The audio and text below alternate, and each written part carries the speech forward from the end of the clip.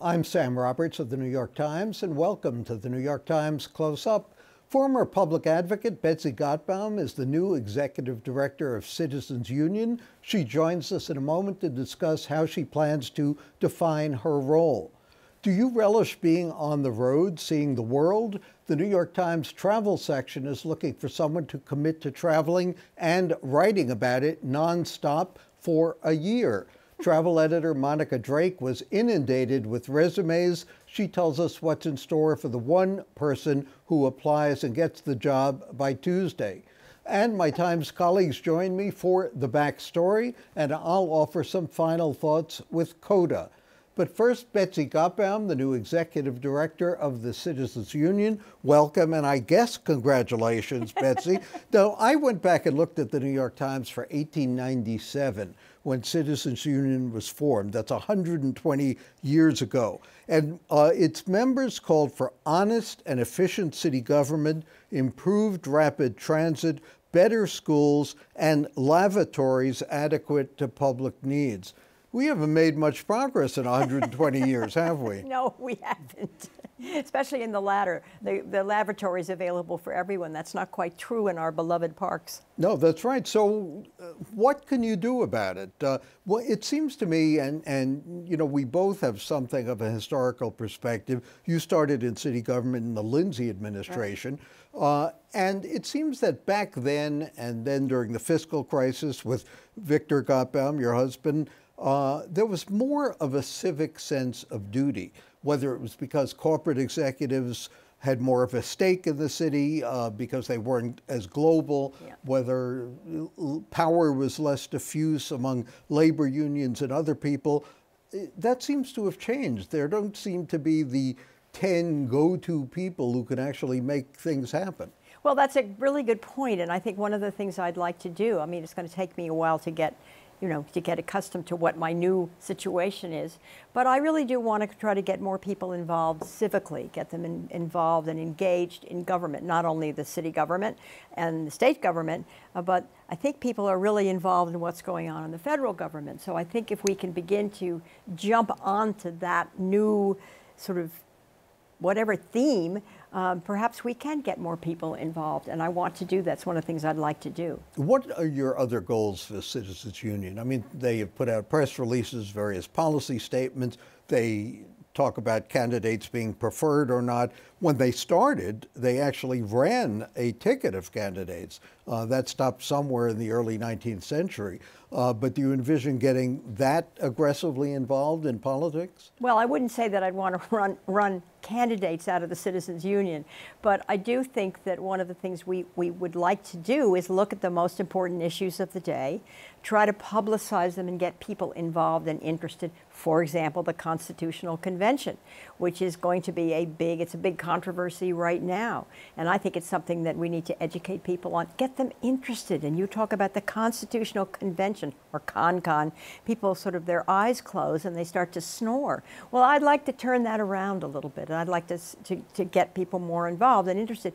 We have a big chance to change the government in the state of New York, and we have a bad reputation in the legislature. A lot of people we both respect say no constitutional convention because God knows what they'll do, and it's going to be controlled by the same politicians who now control Albany. That's absolutely true. People say that, and I do respect their fear about that. But on the other hand, I think we have the opportunity to make sure that doesn't happen. And I'd like to be one of those people that make sure it doesn't happen. People say, well, the state Senate districts are going to be controlled by the same people that are controlling the state Senate districts now. I think we can change that if we have the right delegates and we have the right people and we push them and we help them. And that's one of the things I believe that Citizen Union could and should be doing. I think they have been doing it, frankly. I think that's one of the reasons, by the way, that they selected me, because I'm on Evan Davis's committee, which is to push the Constitutional Convention. There are a lot of blogs, City and State, Gotham Gazette, other things that try to do some coverage of the city, but I think everybody would agree local news coverage has declined, civic engagement has declined, the City Club, the Women's City Club, those groups that really had a profound presence in this city no longer do to a great extent. Do people care anymore about local government, about what goes on? I don't think so. And I think that's one of the things that we all should work together, all of those groups that you just mentioned, plus others, to work on getting more people involved, get young people involved. Let's get wonderful young people to run for office. Let's encourage them. I personally would love to help, since I ran for office several times, would like to help people understand what it is they have to do to run for office. So that's a big, big thing for me to try to do with the Citizens Union. When it was founded, again, 120 years ago, the New York Times said it was founded by men, of course, of both parties or neither, who by weight and character command public confidence. Are there many people around today who do that in politics and government? Well, alas, I don't think there are, but I think we can encourage people to be more weighty on the good side of politics. And again, this is all new to me. It's a new. Right. While my stint as public advocate, I did a lot of the things that I would like to sort of continue doing here. I'm not quite sure of the exact things that we're going to be doing in the next couple of months at Citizens Union. I'm convinced about Constitutional Convention, but there are a lot of other things I want to look at, and I have a wonderful board. It's quite large. I want to find out what they want to do, how they will go about doing it. One of the things I'm interested in is the whole issue of the public-private partnerships. Mm-hmm. And I was thrilled to see today that Mr. Diller has come back to do the public-private partnership on the pier. That's the kind of thing that we should explain, we should look into, make sure that there is no corruption in it. But to me, that's one of the great things the Citizens Union can do. Does the board set policy, or and you execute it, or how does that work? I think so. I think there's an executive committee, and I think the board is very involved. I think there are various committees on the board. The chairman, Randy Mastro, is a dynamo. And I think Randy is a great leader in terms of setting policy and discussing policy. And I mean, I feel very strongly about certain things. I'm sure there'll be arguments. My understanding is it's nonpartisan. We want both Republicans, Democrats, Independents, Greens, whatever. Well, we'll invite you back for an update. Thanks to Betsy Gotbaum, the new executive director of Citizens Union. And when we return, the Times travel editor, Monica Drake.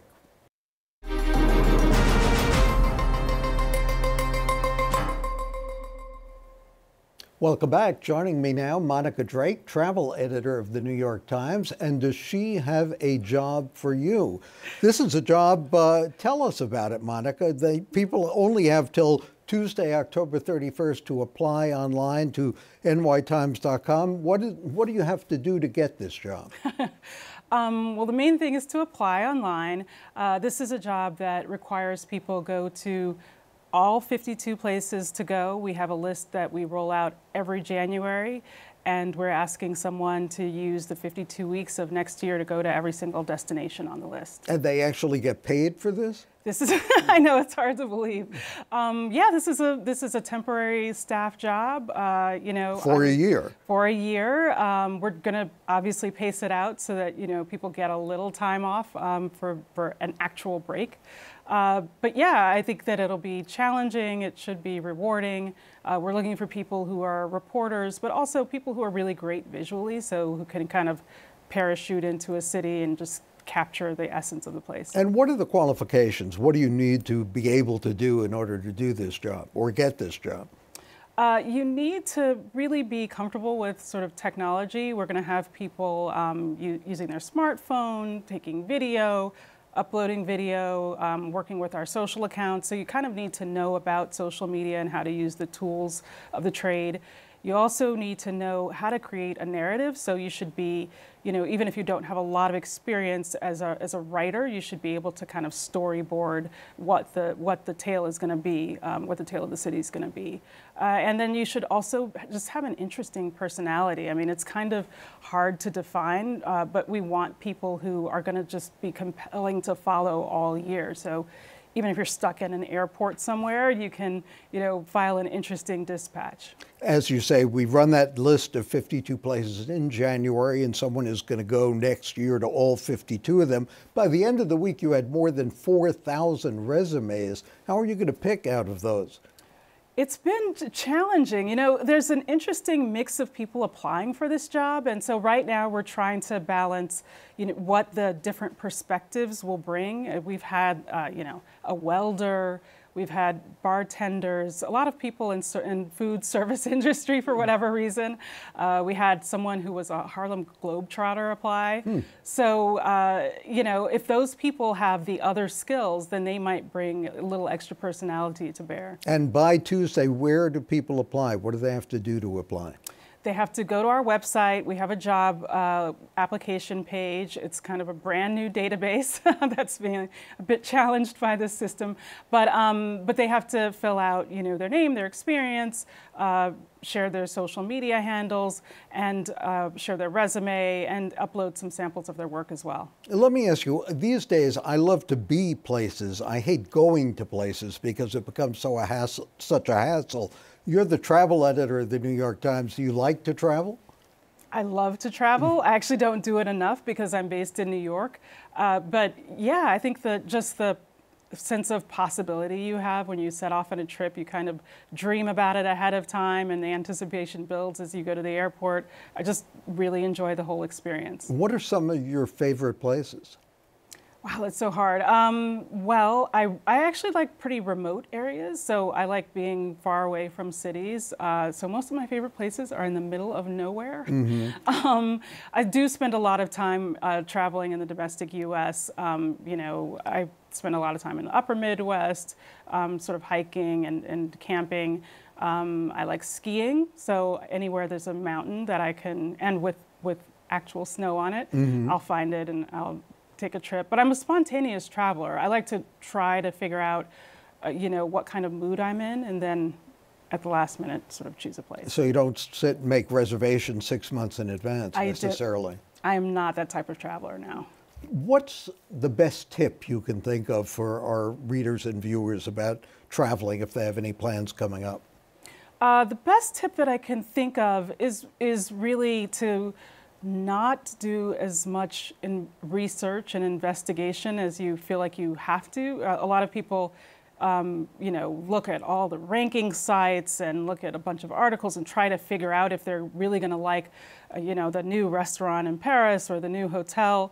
And it can build anticipation, but you can also get mired in the details and get away from the enjoyment of taking the actual trip.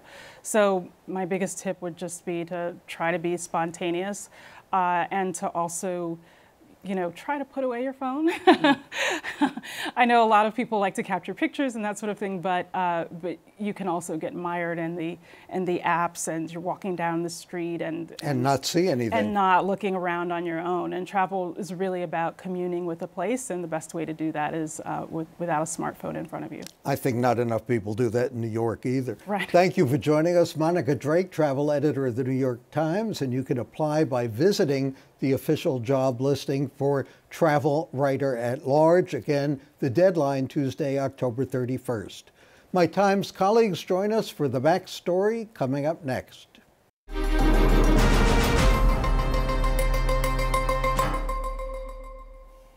What kind of week has it been? One of verbal punches and counter-punches here, and especially in Washington. So many accusations, so many resignations. Let's get right to it with my colleagues, contributing writers Clyde Haberman and Eleanor Randolph, and City Hall Bureau reporters J. David Goodman and William Neuman. We have the second and last mayoral debate coming up this coming week. Is there anything we should look for? Should we even watch? I think we should watch, if only because the last one was pretty entertaining, and I think, you know, at this point entertaining it's almost, for political reporters or for I think it was entertaining for most people. I mean, you know, it made national comedy shows because well, of the appearance of there's a test. So there's a, you know, if you want to get excited about the this race, that's probably the only way to do it. I don't think there's a lot that we don't know about these candidates at this point. The mayor is certainly, you know, even if he were to, you know, make some sort of gaffe at this moment, you know, he's about 40 some odd points up in the polls. I don't see it changing the face of the race, but you never know. It's the debate that's actually televised on network TV. The last one was on New York 1, and so more people will likely see this debate. So it could have some minor effect on the margins, but I don't see it shifting the balance. Well, as of today, we still don't know whether it's going to be three or two people. It could be just the mayor, Nicole Malliotakis, his Republican opponent, or they could include Bo Dietl, as the last debate did, and that's what sort of Who is that up to? That's up to the debate sponsors, the media CBS, sponsors, CBS essentially, and their partners in this. It's also a 60-minute debate as opposed to an hour and a half, which is what the last one was. It's in a smaller arena, a smaller venue, and they may well keep out a lot of the partisan supporters of both candidates. So you won't necessarily get that hooting and hollering and catcalling from the audience. So you might actually get some substance. Potentially, except that it's a shrunken time frame. So if you have two candidates, you might actually get some substantive thing. If you got three, that dilutes it.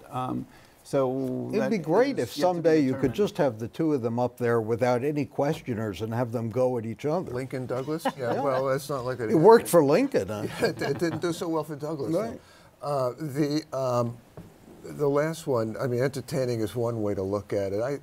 Roller derby is another form of it. For me, it was an argument against having it in a theater with a big audience, because that audience was miserable. If you're watching any of you, you were rotten, and it turned it into a travesty, frankly. I'm a defender of that debate, Clyde, because it actually made the mayor sort of lean forward and he had to speak over the audience. He had to respond to some of the criticism from his opponents. He actually showed some emotion and appeared to care. It's not just criticism. He came out well as well. Actually, I think it was a good moment for him. It did well He rose for him. above. There's no question, because and what's wrong with people showing passion and you've all made like you're doing now?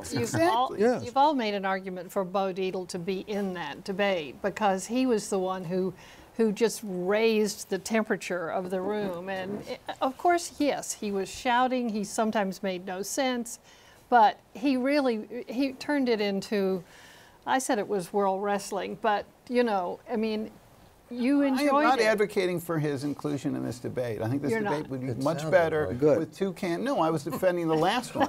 This debate would be much better with two candidates, and who can, with more calmness, get. Maybe we should have a round table with only two people instead of four, but we'll have to work on that. I mean, just one last thing. I mean, the last thing we need in our politics is to be permanently Trumpified, and that's what I fear. Diddle, Heidel, but you know, Diddle Deedle sounds like a lyric out of Fiddler on the Roof, but that's what he did, and we've been Trumpified, and that's not necessarily a good thing. All right, talk about wrestling. Let's look at the flood of sexual harassment allegations that are coming out. Why now? Excuse me. Why all at once? Well, I mean, I think that so many women were so afraid to speak out, and suddenly you know, open the floodgates. This Me Too movement, everywhere you go, you run into women who, in fact, I was with a group of women last week, and everybody at the table went around and told stories about how could men be so stupid? Well, what? How could men be so stupid? Because we've been stupid for many thousands of years, and I frankly don't think the floodgate would have opened if Harvey Weinstein was still the powerhouse that he had been, and his influence has waned, and so there's a fair question to be asked of Gwyneth Paltrow and others of, you know, why weren't you there earlier? You certainly were in a position to blow the whistle. But that you're just blaming. I'm not blaming the woman. No, I'm not. You're blaming the victim there. What I'm saying is it didn't happen until this. That's just a fact of life. And it wasn't until Harvey Weinstein's power waned that Bill people O'Reilly's came forward. Power had not waned. Well, it was. Right. But that was a suit that. But that was a separate matter. But this last one thing, though, is in part nobody's blaming anybody here. It is just a fact of life. Also, a fact of life is the real concern about sexual harassment is not the actresses and the TV personalities. It's That's true. True. The single mom working 2 jobs or working in a diner and having to deal with bosses and customers with grabby hands and all the rest of it. That's where the big issue is, and that's where the EEOC gets most of its complaints. The Washington Post had a fascinating story this week where they went and interviewed some of the women who had accused Trump during the campaign of similar acts, and they were wondering, well, why has Harvey Weinstein fallen and Bill O'Reilly and all these others, and yet the president remains there and we're frozen out? What's the answer? Well, I mean, I think one thing that the Weinstein story did do is take it out of the realm of politics. So it's very hard when it's the president. There's all kinds of other people have their own partisan beliefs there. But when it was Bill O'Reilly and Roger Ailes, it also sort of slotted into that box. But once you had Harvey Weinstein, who's been a big Democratic donor and a supporter of liberal causes, you know, being in the same boat, suddenly it wasn't about politics. It was just about the behavior. And I think especially having it come in media, a lot of the other people that have come forward have been, you know, either in print media or in television. You know, this is the kinds of behaviors that were tolerated, you know, a generation ago. Just there's a whole new generation that have come up, and you know, since Harvey Weinstein began, you know, it's not the same kind of workplace that it was. But we'll see if it takes. I'm sorry. We'll see if it takes. People thought that the Anita Hill hearings on the Clarence Thomas nomination to the High Court was an inflection point, or the Clinton impeachment. And it turned out not to be. So well, we'll he's see. on the Supreme Court. We'll see. David, speaking of public behavior, you had a story the other day in the Times saying that the cops don't seem to be enforcing some of the laws against what you might call public nuisances. Why is that? Is that so? Well, it's not exactly that they're not enforcing it, they would say. What happened is that the City Council passed a law and the mayor signed it to create a new sort of civil system to adjudicate, you know, public urination, public drinking, some of these sort of nuisance laws that are handled by the city, or at least there are city versions of the statutes.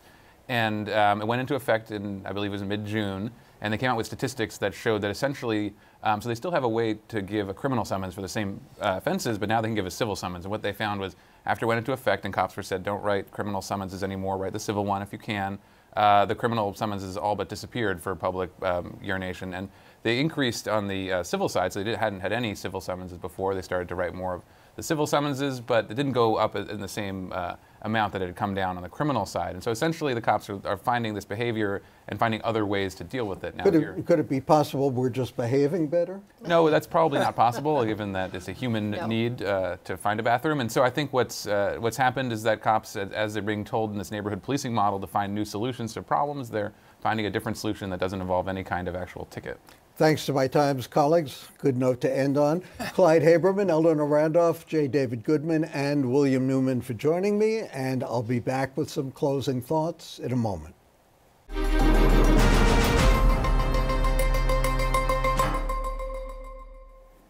Let's face it, your vote for mayor this November is unlikely to be pivotal, but your verdict on ballot proposal number 1 could be.